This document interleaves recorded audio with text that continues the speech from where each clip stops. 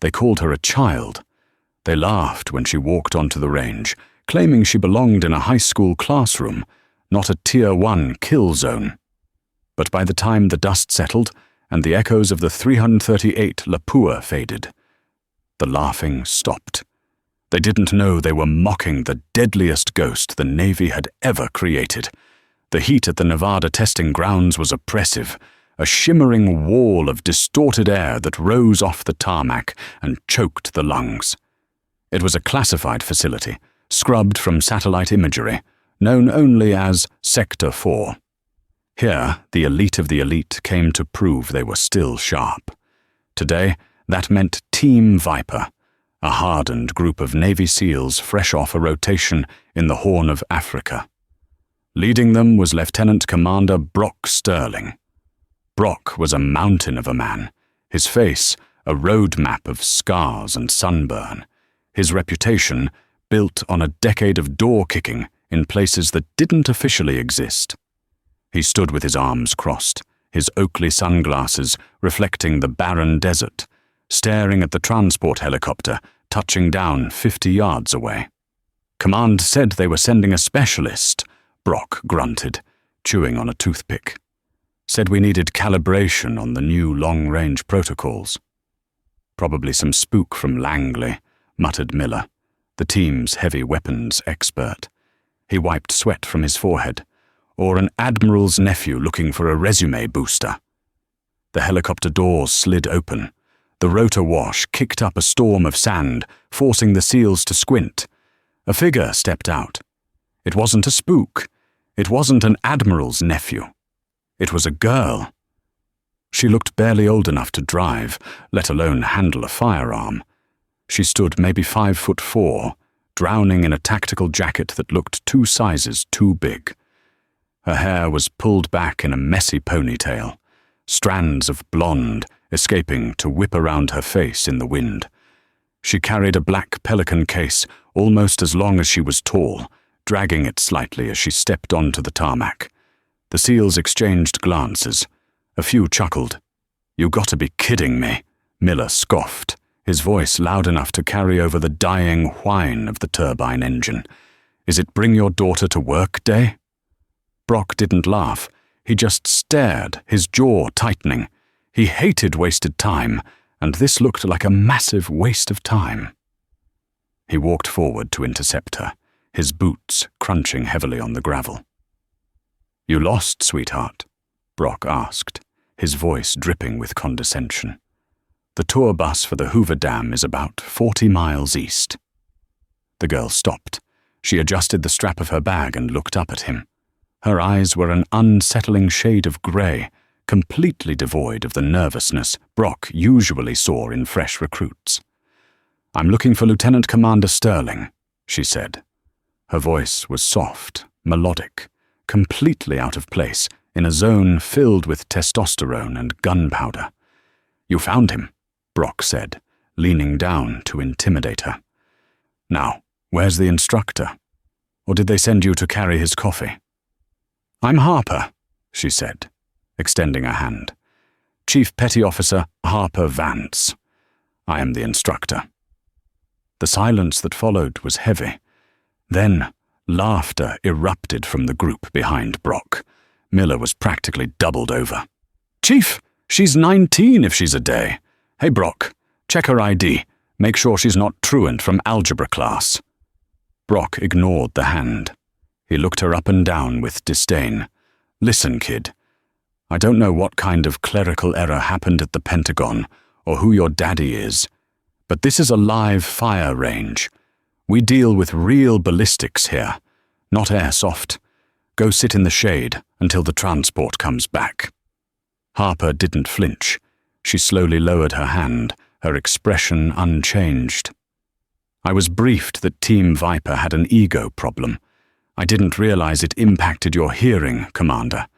I'm here to qualify you on the Extreme Range Interdiction course.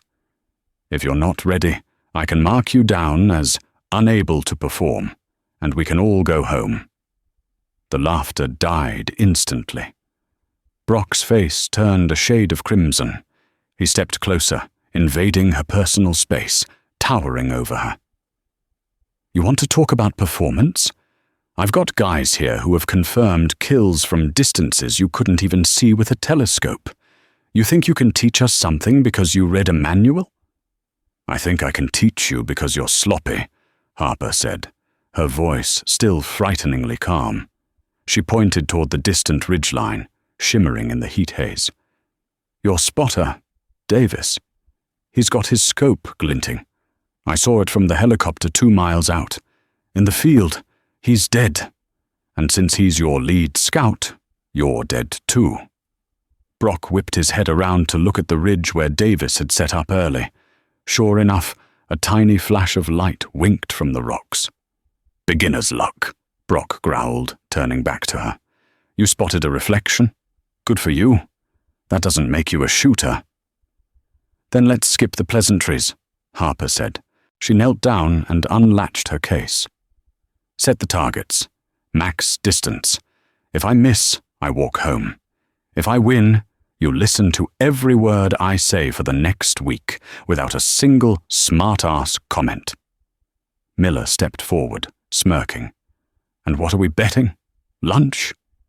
Harper stood up, holding a custom-built rifle that looked like it had seen more war zones than the entire team combined.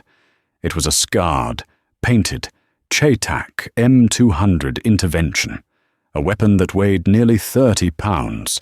She handled it like it was a toy. "If I win," she said, looking Miller dead in the eye, "you shave that beard, right here, dry." Miller's hand instinctively went to his prized beard. The other SEALs hooted. "You're on, little girl," Brock said, confident this would be over in 10 minutes. "Miller, set the targets at the mile marker. Let's see if she can even handle the recoil without breaking a collarbone." The mile marker was a notorious setup at Sector 4. It wasn't just a mile. It was positioned in a canyon that acted as a wind tunnel. The currents there were chaotic, swirling in unpredictable patterns that baffled even the best ballistic computers. To hit a man-sized target, there was difficult. To hit a head-sized target was considered luck. The team set up on the firing line. Brock decided to make a show of it. He grabbed his own rifle, a Macmillan TAC-50, and settled into the dirt. He wanted to humiliate her properly.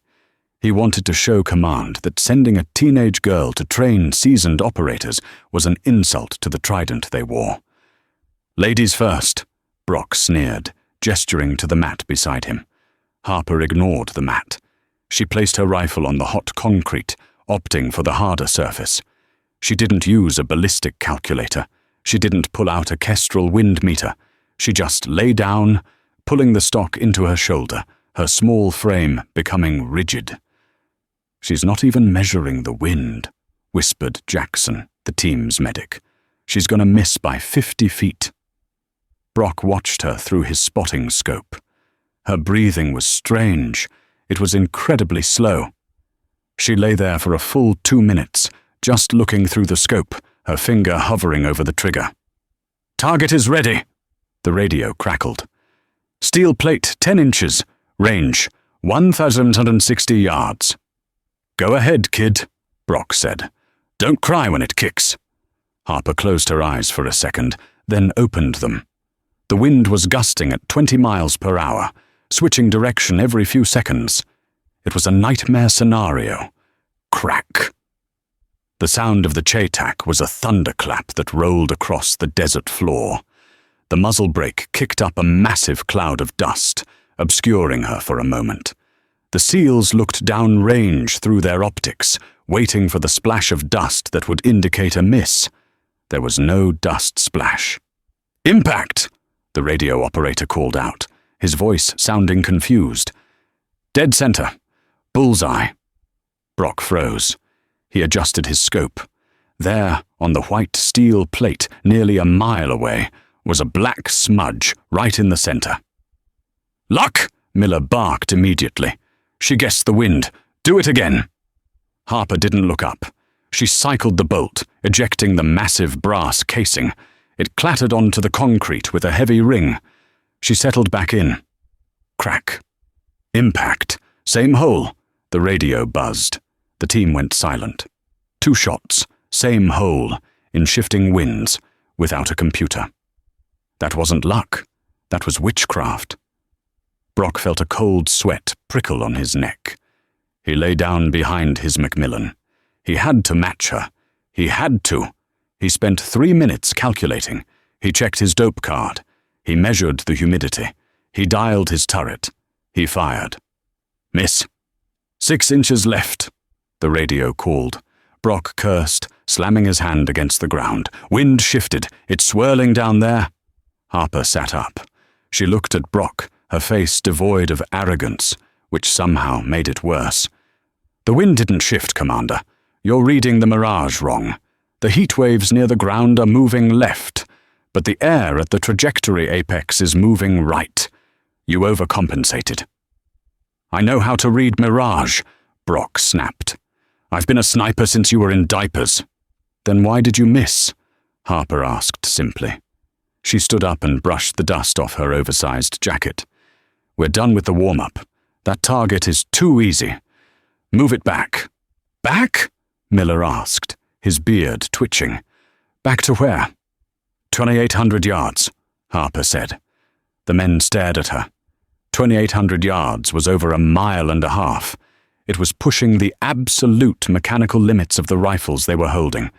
It was a distance where the rotation of the Earth, the Coriolis effect, actually moved the target out from under the bullet while it was in flight. That's impossible with this crosswind, Brock said, standing up. Nobody hits that on command. Maybe Carlos Hathcock could have, but you ain't him. Set it up, Harper ordered, her voice hardening. And put a hostage simulator next to it. If I hit the hostage, I leave. If I hit the bad guy, Miller starts shaving. The team moved reluctantly. They felt like they were in a dream. This tiny girl who looked like she should be at a pop concert was commanding the range with the authority of a 4-star general. As they waited for the target reset, Jackson walked up to her. He was the kindest of the group, usually the peacemaker. Hey, he said quietly. Where did you learn to shoot like that? Who trained you? Harper looked at him, and for a second her mask slipped. There was a deep, ancient sadness in those grey eyes. My father, she said. He taught me to shoot before I could read, but the Navy taught me how to disappear. Your father? Jackson asked. Was he a SEAL? No, Harper said, checking her scope settings. He was a poacher, in the Yukon. We hunted to eat. If I missed, we starved. That tends to sharpen your focus. It was a lie, partially, but it was the cover story she used. The truth was far more complicated, buried in redacted files labeled Project Artemis, an experimental program initiated by a desperate Pentagon looking for physiological anomalies. Harper had a resting heart rate of 34. Her vision was 2010. She was a biological anomaly, discovered in the foster system and honed into a weapon. Target is set, the radio crackled. 2,800 yards. Good luck. You're gonna need a miracle. The distance was staggering. Through the naked eye, the target was invisible. Even through the high-power optics, it was a speck, dancing and wavering in the thick soup of heat haze. The wind had picked up. It was now howling, kicking up sand that stung exposed skin. This is a joke, Brock muttered. She's just trying to embarrass us by making us watch her fail. Harper lay back down. This time she took something out of her pocket. It was a small, silver locket. She placed it on the concrete next to the rifle. What's that? Miller asked. Good luck charm. Counterweight for the soul, Harper whispered, too low for them to hear. She focused. At 2,800 yards, the bullet would be in the air for several seconds. It would rise over 100 feet into the air before dropping back down. She had to account for the spin drift of the bullet, the temperature of the powder, the barometric pressure, and the curvature of the earth. She adjusted her turrets. Click, click, click. The sound was rhythmic, precise. "Commander," Harper said without looking up. "What's the call?" Brock looked through his scope. He shook his head. Wind is full value left to right at the muzzle. But at the canyon wall, it's swirling back. It's a wash. Hold 3 mils left. "Wrong," Harper said. "If I hold 3 mils left, I take the hostage's head off." "Don't ask me if you don't want the answer," Brock yelled. "I didn't ask for advice," Harper replied. "I asked to see if you could see the thermal updraft near the target. You missed it." Again. She exhaled. She emptied her lungs completely, entering that physiological pause where the heart stops beating for a fraction of a second. The world slowed down. The heat, the mocking men, the dusty smell, it all vanished. There was only the crosshair and the beat of her own blood. She squeezed. The rifle roared, violently shoving her shoulder back. 1 second, 2 seconds, 3 seconds, 4 seconds. The time stretched into eternity. The SEALs held their breath despite themselves. "Impact!" the radio operator screamed, his voice cracking with disbelief. "Target down, headshot, the hostage is clean." Miller dropped his water bottle. It hit the ground with a thud. Harper didn't celebrate. She didn't pump her fist. She simply chambered another round. "Again," she said. Crack, 5 seconds later. "Impact, 2 for 2. Again. Crack. Impact, 3 for 3. Holy mother of..." She fired 5 rounds, 5 hits at a distance that most snipers would consider a theoretical maximum. She had just outshot the entire team combined, in worse conditions, with a casual demeanor that bordered on boredom. She stood up, her knees dusty. The barrel of her rifle was smoking, the heat radiating off it in waves. She picked up her silver locket and put it back in her pocket. She turned to the team. They were silent. The arrogance was gone, replaced by a mixture of shock and a grudging, terrified respect. Miller was unconsciously rubbing his beard. "You have a razor in your kit, Miller?" Harper asked softly. Miller swallowed hard. He looked at Brock for help. Brock was staring at the target monitor, his mouth slightly open. "Who are you?" Brock asked, his voice hoarse. "Really? Who are you?" "I told you," Harper said, latching her case. "I'm the instructor. But if you want the file name, it's Asset 9. And you just failed the qualification." "Failed?" Brock stepped forward. But there was no aggression this time, only confusion. "You hit the targets. We didn't." "Exactly," Harper said. "This wasn't a shooting drill, Commander. It was an observations drill. I wasn't here to teach you how to shoot. I was here to see if you could spot the variables that would get you killed in the field. You missed the glint. You missed the wind shift. You missed the thermal updraft. And worst of all, you judged the threat based on appearance, not capability." She hoisted the heavy case onto her shoulder. In the field, the enemy doesn't care if you're a Navy SEAL. They don't care how big your biceps are. A 12-year-old with an AK-47 is just as deadly as you are if you underestimate him. Or her. The sun was setting, casting long, bloody shadows across the desert floor. The team stood in a semicircle around Harper. The mood had shifted entirely. They weren't looking at a teenage girl anymore. They were looking at a predator. Miller had a patch of dry, shaved skin on his cheek, a testament to his lost bet. He hadn't finished the job, but the humiliation was complete. "So what happens now?" Jackson asked. "You flush us? We lose our trident?" Harper sighed. She looked tired now. The adrenaline of the performance was fading, revealing the 19-year-old underneath.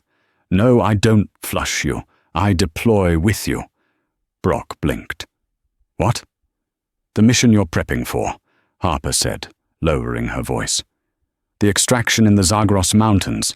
Intelligence indicates the target is being held in a fortress, protected by a 2-mile perimeter of open ground. Conventional tactics won't work. You can't get close enough to breach without being spotted. She tapped the side of her rifle case. That's why they sent me. I'm your overwatch. I'm going to clear the path from a distance you can't cover, so you can do what you do best, close up. Brock looked at his men, then back at Harper. The realization hit him. The clerical error. The daughter jokes. It had all been a test of their ego. If they couldn't handle her on the range, they certainly couldn't trust her in the field where their lives depended on her covering fire. "We gave you a hard time," Brock said, his voice gruff. It was as close to an apology as he would ever get. "You were protecting your brotherhood," Harper said. "I get it. But the brotherhood has to evolve if it wants to survive." She reached into her pocket and pulled out a patch. It wasn't a standard unit patch. It was black, with a silver arrow intersecting a crescent moon. She tossed it to Brock. "Welcome to Joint Operations, Commander," she said. "Briefing is at 0600, don't be late. And Miller."